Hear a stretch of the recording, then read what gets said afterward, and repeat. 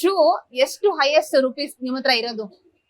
ನನ್ನ ಹತ್ರ ಇರೋದ್ರಲ್ಲೇ most expensive shoe, ಅದು ನಾನು ಯೂಟ್ಯೂಬ್ ಚಾನಲ್ ಅಲ್ಲಿ ತೋರಿಸಿದ್ದೀನಿ ಆಕ್ಚುಲಿ. ಅದು ಚಂಕಿ ಡಂಕಿ ಅಂತ ಒಂದು ನೈಕಿ ಶೂ ಇದೆ. ಅದು 1,15,000 ಗೆ ತಗೊಂಡೆ ಆ ಶೂ.